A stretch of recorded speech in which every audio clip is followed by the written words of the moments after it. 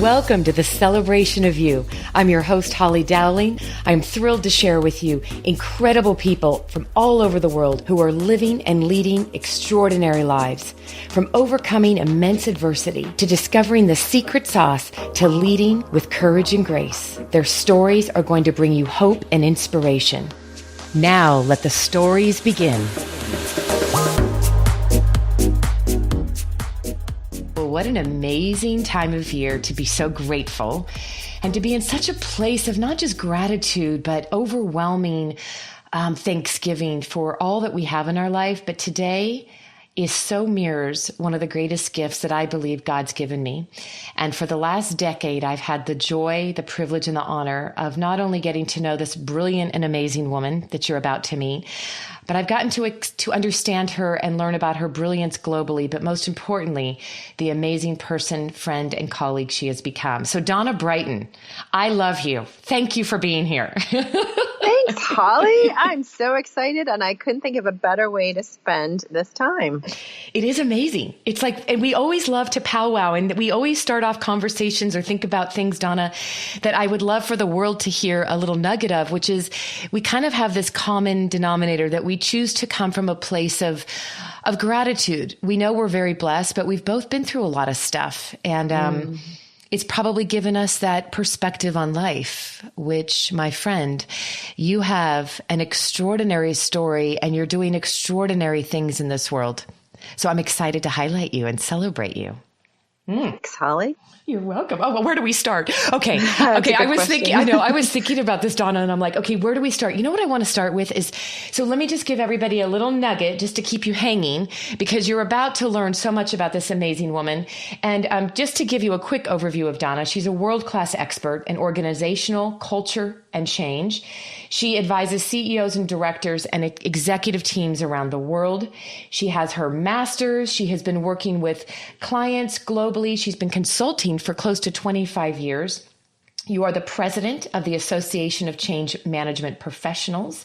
You have won numerous awards. I mean, the list could go on and on. It's just what you bring to this world is you really are an expert. And I believe in the world of transformational behavior change and all that happens for leaders globally. And there's so many stories.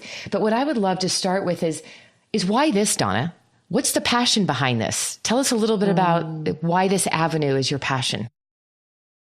Well, it starts for me from a very young age. When I was a little girl, I played business. So that's always been my passion. And from the time I got out of college, I was always fascinated by business and love it because business, the very practice of business is about people coming together and creating something of value for the world around them that's greater than what they could have done on their own. And I think that's an absolutely amazing opportunity. Well, and you just happened to mention playing business when you were little. All of us can remember, like we all had little things we played. I like to build. We couldn't afford Barbie houses, so I build them out of shoe boxes. What did it look like? We just have to have a visual. When you played business as a little girl, will you give us a quick visual? There's a cash register, of course, but I loved filing and I loved anything that had, business forms that I would fill out. I would create forms. And to this day, I can walk into any store and not purchase something except for an office supply store. You can guarantee if I walk in, I'll be purchasing something because I just love office supplies and paper and pens and all those good things. But yes, so there's me filing things, coming up with sales invoices. I don't know what I did, but I played business. Oh, I love this. And if you think about, right, we both are such proponents that our gifts, our talents, our strengths, right, the butterflies on our shoulder have been there since we were little. Yes. So many of us can look back and go, wow, I was already doing that. So you've taken that passion and you've done, it's interesting. A lot of my guests, I'll say, what was a pivotal moment in your life? And I feel like truly, Donna, the gift you bring to this world is you've had several pivotal moments that have really probably brought you to where you are and what you do to serve our world. But one of the things is, take us down the corporate path of you kind of what was prior to starting your own company. I love that story. Sure. So I had grown and evolved through my career, and I was working at an organization that I had what I thought was my dream job. I was working in an executive team with some other individuals. We were dreaming and imagining and building the future just, right there. And we grew a practice. It was a consulting practice, but within a larger organization. And we went from $600,000 to $32 million in revenue in just a couple years. We had a rock solid, amazing team of people. And then the powers that be decided that, well, they were going to dismantle our organization. And I won't get into all the details. They had some reasons behind it. They thought they would disperse our magic throughout the rest of their organization. And as they took apart our practice, and granted, this was a year that we won like practice of the year. Wow. But they were ending us. And it was such a time of disillusionment for me. I was like, all of this effort and energy that I put into building this practice. And I mean, people told me it was the best job they ever had. They loved working for me. I had a team of nearly 20 people coast to coast. And it was an amazing time. And so here they were taking us apart. And I just felt lost. Like, wait a minute, I just did something amazing and this is the reward. And not only that, but the people were being treated abysmally. And I thought, this is not how it's supposed to be. And so I went from that and left that organization just feeling really lost. Like, wait a minute, here I was playing business when I was a little girl thinking this was fantastic. I just had this amazing experience. We were rewarded. We grew. We did everything we were supposed to. And this is what happens. That's not right. It's not fair. And so I went into another job and I thought this was going to be different. And I read, there was a statement, kind of like a credo for this organization, what they were all about and what they wanted to accomplish. And I got excited again. Okay, this is going to be different. But within just a few short weeks, I found myself crying in my hotel room because I was not experiencing in that job the respect, the appreciation, the ability to bring the best of me to that job. And I just was like, oh my goodness, this is not right. This can't be. And it was devastating to me, just observing how I felt I could bring so much more, but yet I wasn't having that opportunity. And so that was a tremendous turning point for me. I said, wait a minute, I know better than this. I've done it before. I've built a practice. I know I can do amazing work and bring all of who I am to the work I do. And it's not happening here. So I need to make a change. And is that what really provoked you to create this amazing consulting company? Absolutely. That was the turning point for me. I said, I know how to do this and I'm going to do this. And it's something I'd always wanted to do. So I actually went, as you mentioned, I went back to school. I got my master's in organizational leadership and I started my firm. And what's amazing, and I love your mantra. So you said something to me not too long ago, because I love it when we get to connect. And I thought, wow, I get goosies when I get overwhelmed and I think it's so cool. But Donna, you said something to me that really I think everyone needs to hear, which is part of that mantra and mission behind stepping out and saying, I'm done watching organizations and leaders. Literally, and you said this, so correct me if I'm wrong, but standing there and watching leaders cast a shadow and you chose to cast a light. Tell us more about that. That's what this is about. Yeah, absolutely it is. Yes. And as I like to say, Brighton is part of that is the dawn of a bright new day. So absolutely casting light, not shadow. And where that comes from, if you think about it, any organization that you've ever been a part of, it started someplace. And so somebody had to decide to, create that organization. And so much of organizations, DNA, like the essence of who they are, comes from the person or group of people that start that organization. And so that's the whole idea of casting a shadow, meaning that from the very top, across an entire organization, even if it's incredibly large, there are ways that people behave in that organization that happen because of the impact of that leader's behavior. And so we intentionally said, instead of a shadow, like that's kind of a dark thing to do. And so we don't want organizations to have a shadow cast across them in creating the culture and the way that they exist. But instead, we want leaders to cast light. And from that meaning, how to have a constructive and positive place that people can come to work. There's not like a single culture that's everybody should be part of, because we're all unique people. We need a unique place to bring the best of who we are. However, leaders can practice and can lead in such a way that they do cast a light, and consequently they create an environment that's positive, that's constructive. It's a workplace that we call flourishing. Mm-hmm. Oh, and I love that. And you just said something. And so for people, many people that are going to be listening to this right now are leaders of organizations, or they're on a team and they have a leader. We all can relate to what you just said. But what's fascinating about what you do with your firm is you actually go in and really help you start with the top, because many times leaders, it's not intentional that they're casting the shadow, right? They're literally just living and doing what they've been living and doing. It's like the hamster wheel. And for you to help them, let's start with an awareness of what's happening to the culture because of how you're showing up, and getting them to choose to make the paradigm shift, right? And that's where it begins. It's really amazing, Holly, because you're right. We all create an impact on the world around us. And how many times have you, the listeners, or you or I, how often do we stop and think, what impact am I having? And so that's really part of the work that we do. I'm coaching a CEO right now, and he's an incredibly brilliant CEO. I mean, just super smart, very self-aware, but at the same time, he did not understand fully the impact his behavior was having on his people. And so we were able to work with him and help him see there's behaviors that can be very positive and uplifting, but those very behaviors can be canceled out by restrictive or negative behaviors. So for, it's that whole idea, you can say some positive things, but then a few negative things, and you've really reduced the value of what you've said from a positive fashion. And it's not even that, it can be behaviors too. Leaders who say, well, I'm really frustrated because my people aren't making decisions, and they keep bringing me the decisions.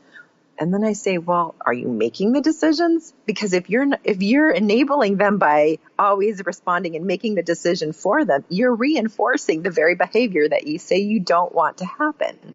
Exactly. And it's happening right underneath their nose, and they don't even realize it. Yeah, correct. Yeah. Oh, you have some amazing stories too. And one of the things that I think is fascinating, Donna, is just the work you've done. I mean, this is not quick turnaround. These are like, you've got clients you've been working with. I mean, this can go on for 3 to 5 years, right? For huge, massive global culture change. Some of them are shorter, but recent. Can you share with us just a recent, without dropping names if you can't do that, something that you have, just a recent success, something you're really proud of that you've been working with, whether it's a corporation, small or large? Yeah, so it's interesting, and you're absolutely right. Change takes time. We all know that, even from our personal experience, right? For the times that we've tried to eat healthy or change the way we exercise, it takes time just as a single person. And so in an organization made up of hundreds of thousands of people, each one of those individuals needing to change their behavior to match a culture change does take time. But one of the things we do is help organizations not only think about what the ideal culture is they want to create. And in fact, this coming week, I'll be sitting down with an executive team, and we're going to walk through as a team, what is the ideal culture they want to create. And it's really fantastic. With this organization, it's actually an acquisition where there's leaders from the 2 companies that have come together, and they've taken an assessment which helps give them some data to begin thinking about this. And they're going to sit down and say, all right, here's strategically where we want to go in the future, and what is our current culture doing to undermine it or support it? So they're getting leverage in just from their very culture on how they can be more successful in accomplishing their strategy. But to your point, it takes time to change an entire organization.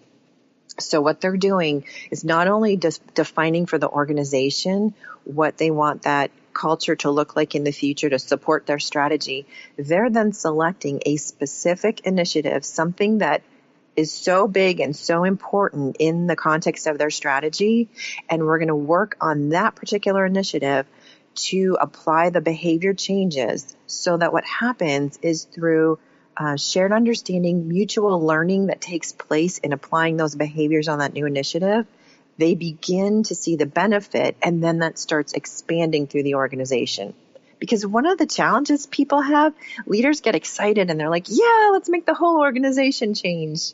And we all know how that happens, right? How many times you've been to a seminar or read a book and we try to change everything in our life. I mean, it's even more complex in an organization and ultimately not successful. So that's why, even though, and the other piece that's really important is that the leaders themselves, back to your point about leaders casting a light, they have to own their responsibility in modeling those behaviors. Absolutely. Because there's nothing worse than a leader coming in front of everybody, explaining their excitement over this new change and everything they want to happen, and then doing something contrary. You know, it's that gap between knowing, like in my head, I know what I want this culture to be, but what I do, if it doesn't support it, you've then sent a mixed message and you're not going to be successful. Simply put, it's called walking the talk, right? Absolutely, yes. Walk the talk. And when they understand, I think the gift you bring them is that when they truly understand, without them getting defensive, getting them on board to the power and the awareness of the impact they're making, then the shifts begin to happen. So, all right, well, I have to go somewhere right now, because when you mentioned, right, you named this company Brighton Leadership for the bright day, but there's a story behind that is really powerful. And one of the things that I would love for everybody to hear. Tell us about, you chose to even change your name. I did.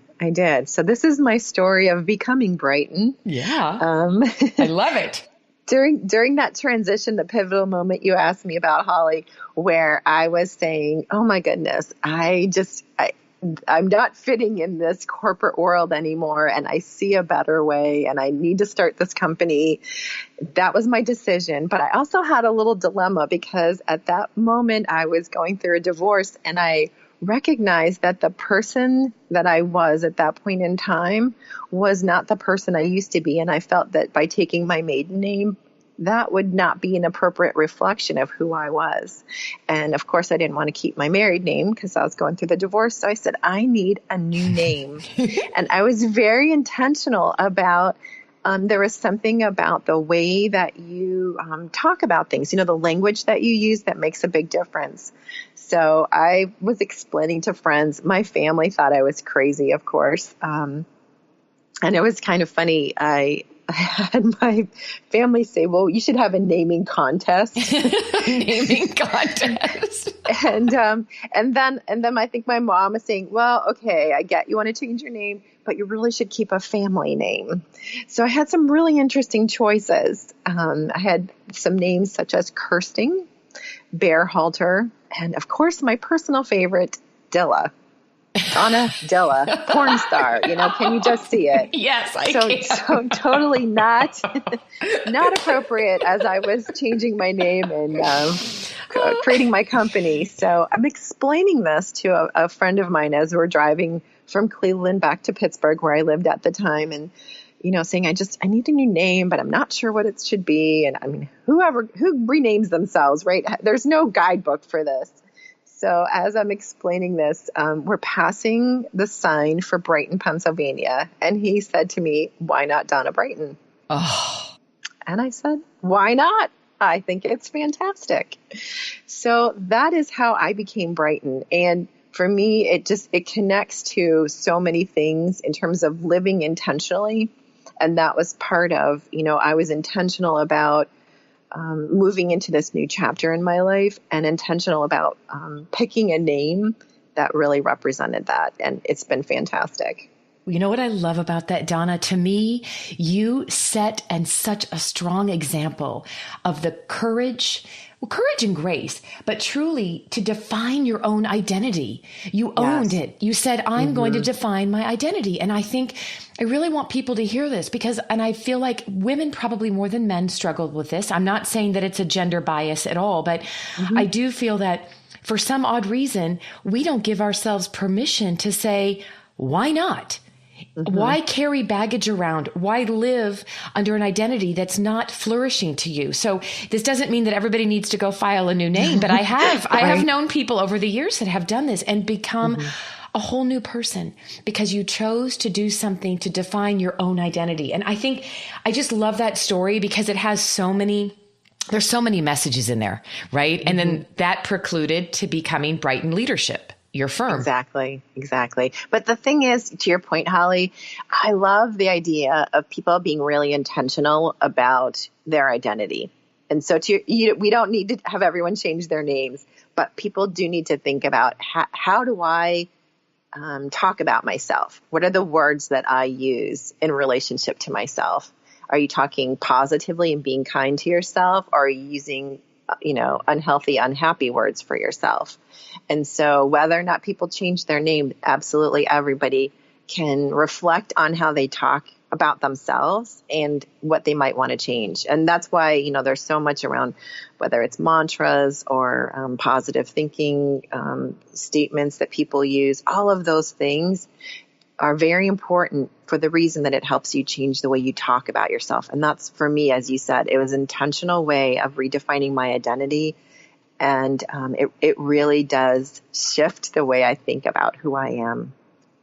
Well, what you've also done and what I just think is so powerful is that is one example of choosing to not live in other people's labels or your past and being willing to do the paradigm shift, to break out of the box. And I think this is a pattern, Donna. If you look at, I love to know when I learned just the power of how you've continued to step out in faith and fear to become who you are today and not allow, I think many of us, we can go back to our childhood. And I think many of us are still living in our past. We've never really acknowledged the fact you don't have to continue in a generational pattern and you can claim your stake and define your identity. So tell us about when you were growing up, because defining your identity started back then when you took a leap. It did. Yeah. It did. So I grew up in a really interesting situation. Won't get into all the details, but early on, for a period of time, my family lived in a house. It was a very large old home, and we were in the first floor apartment. There were two families above us, and then there were single men and single women living in the attic and basement. And we all ate together as, the whole home. People took turns cooking. And it was a really interesting environment. What my personal experience was through that is I did not feel a sense of identity in terms of my family, belonging, connectedness. And that's something that stuck with me, where I didn't like that feeling. I wanted to know what I was part of. I needed an identity.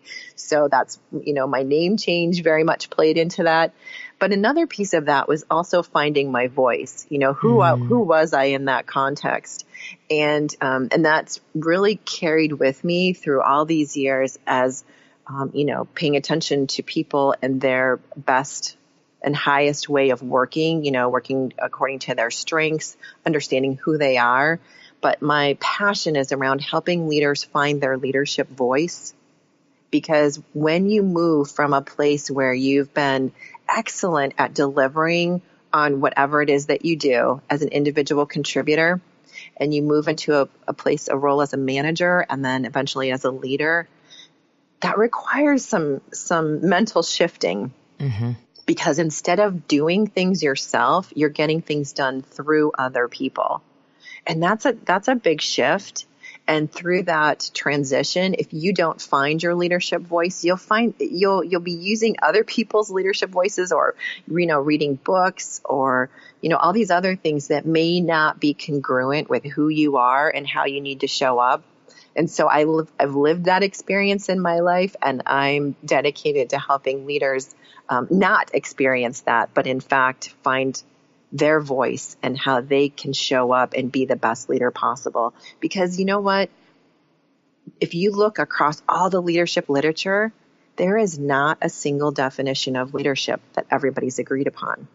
That's so true. Really fascinating. That's true. And so what that says to me is, there's some really good definitions, but when I work with a leader, one of the first things we talk about is, what is your definition of leadership? Because if you don't have one, then how do you know whether or not you're living up to it? How do you know what to practice and do? So I'm not going to impose my definition, but this is part of finding your voice and saying, how do you define it? And then how are you going to live into that definition? And you know what's so beautiful? You can hear the passion. It's been there this entire conversation. You're so passionate about helping people, especially leaders, because you know the impact they can make. But it's about, you're right. It's about finding their voice. It's about walking the talk. And when I think about, I'm having the best visual because I just love and adore you. And I'm having this visual of you, a little girl living in that community home, right? And playing business. Right. The whole thing has just come full circle, and how you've taken, and that's, I guess, the greatest lesson learned that I feel like this world can benefit from hearing you, Donna, is that, there's never a time to throw the towel in and say, well, I guess I'm never going to be what I want to be, or it's just too late. You've never let the world stop you. You've never let anybody define you. You've continued, even you and your husband, how you choose to live as a couple, how you choose to spend your time. It permeates every aspect of your life. So really quick, I would love for you to share with everybody how they can learn more about you. Tell them how best, if they have questions and they want to ask you anything, what would be best, Donna, to learn more? Oh, great. So our website is Brighton Leadership, and it's Brighton, even though we like to brighten everyone's day. So it's brightonleadership.com. And anybody can email me at dbrighton@brightonleadership.com. I'd love to hear from anyone that has questions or a story themselves they'd like to share. Well, and there's so many more stories. We could do another whole podcast, because what you guys have to learn, and maybe we do this on another one, is that Donna and Scott have taken their passion for leadership and their passion for wine around the world and created a whole business for both, right? We have. Mm-hmm. Yeah. We have. Oh, see, it could just keep going. So I'm going to leave that one hanging and let people that get the curiosity. But I would love to wrap this up, and this is very top of mind. But Donna, when you think back, I always ask people, what advice would you give your 25-year-old self? So there's a saying that I love. It goes something like, life isn't about finding yourself, it's about creating yourself. And I have a belief that you create your future by asking different questions. Because all change, if you think about it, all change starts with asking a different question. And I heard somebody say once that life delivers exactly what you ask of it. So are you asking for your life to deliver its very best? And if you're not, what questions do you need to be asking to get what you want? So for me, it's all about refining the art of asking questions and continuing to ask better questions, because every time I've made a shift in my life, it's come from an excellent question. Oh, what a beautiful way to wrap this up. Oh, I love that. Thank you, my friend. Thank you for being with me today. And what a time to get to just showcase and celebrate you, because I am so very grateful for you and Scott in our life. So thank you. Thanks, Holly. This was fun. We'll have to do it again and tell everybody about Leadership Uncorked. Oh, yeah. Oh, and then about the tequila tasting you've taught me about. Oh, there's so much more. This story goes on and on and on. All right. Have a marvelous day, my friend. Thank you for joining me for another awesome celebration of you. If you were inspired by this story, please share it with your family and friends and hashtag Your Story Matters. I'd love to hear from you, so please leave a comment on iTunes. And absolutely, please come to my website, hollydowling.com. Leave a comment there too, and while you're there, pick up your free gift. Most importantly, though, just remember that your life is a gift from God.